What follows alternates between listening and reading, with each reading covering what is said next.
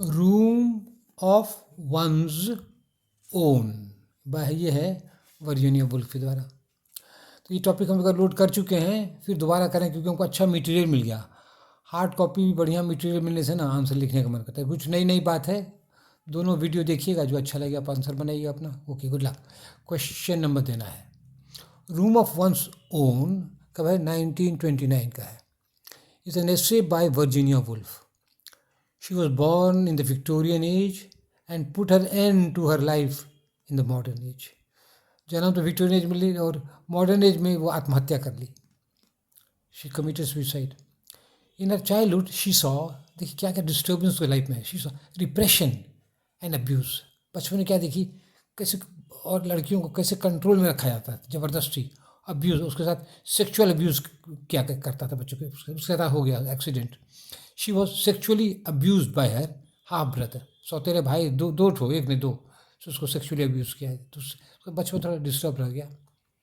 A room of one's own was published after world war one.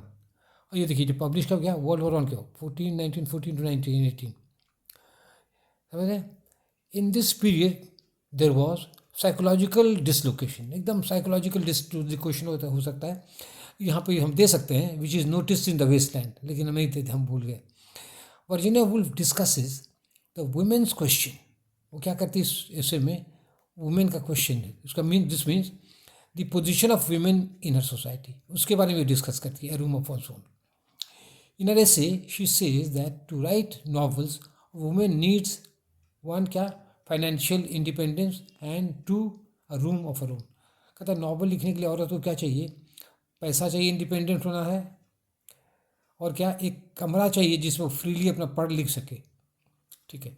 She thinks that women do not have economic security and privacy that men have. ये मानना है कि औरत को उतना पैसा नहीं होता है, उतना प्राइवेसी नहीं रहता जितना पुरुषों को होता है। ये वर्जीनिया वुल्फ का कहना है। In the words of Virginia Woolf, उनके शब्द में कोटेशन हम दे रहे हैं। अब हम पेज 2 में आ रहे हैं।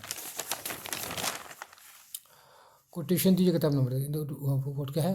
अ woman must have money and a room of her own if she is to write fiction.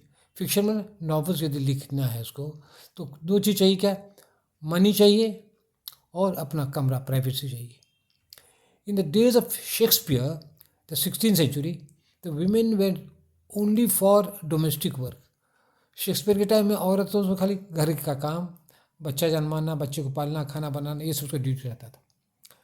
अब वर्जीनिया वुल्फ आर्ग्यूज, क्या बहस करती है, if Shakespeare sister had been educated like Shakespeare she would have become a great dramatist like her brother. कहती है यदि Shakespeare की बहन को उसी तरह पढ़ाया जाता है जैसे शेक्सपियर को पढ़ाया गया, तो उसकी बहन भी उसी तरह नाटक लिख लेती जैसा कि शेक्सपियर लिखा है। तो इसको मानना है, बहस कर रही है। Virginia wolf lives her gives her bitter experience to show the injustice done to women। अपना कटु अनुभव सुनाती है। क्या होता है, she was not allowed to enter a library alone. अब अकेले किताब पढ़ना जाती है, उसको अलाउ नहीं किया। कोई कानून होगा कि लड़की के अकेले लड़की कोई नहीं जा सकती है। After following the rules she enter the library, तो जो भी नियम था उसको पालन किया और लाइब्रेरी गई, तो क्या देखती है, all the books on women were written by man. औरतों पर जितनी सारी किताबें पुरुष लिखे थे, ये उसको अलग गुस्सा लगा। ठीक है। A room of one's own was written when women had gained some rights. तो ये ऐसे उस वक्त लिखा गया तो औरतों को कुछ अधिकार मिल गया था। क्या क्या, they were given the right to vote, voting का राइट मिल गया था। After the first world war the women could get the job of, first world war के बाद औरत को नौकरी चाकरी बहुत मिलने लगी थी। क्या क्या था नौकरी में, देखिए उन लोग को क्या हो जाता था, नर्सिंग मिल जाता था, नर्सिंग की नौकरी, टाइपिंग में, टीचिंग में, etcetera. The great women novelist like Jane Austen, George Eliot, Charlotte and Emily Bronte, दो बहनें, इंस्पायर्ड वर्जीनिया वुल्फ, इन से प्रेरित हुए बड़े बड़े नॉवलिस्ट हैं। ठीक है। Virginia Woolf did not like the flat novels like the man of property by Galsworthy. ये हम पढ़े कुछ कुछ तो सीधा है, ये हुआ घटना कर, लॉजिकल जाते हैं, सीधा जाता है। वर्जीनिया वुल्फ क्या टेक्निक यूज़ करती है, she usage the stream of consciousness technique. Spelling देखिएगा, हाइफन है छोटा छोटा। ये क्या अपनाती है, the stream of consciousness technique. In this technique ideas in the human mind move like a stream of water. तो हम लोग के दिमाग में जो विचार है ना, सीधा नहीं जाता है।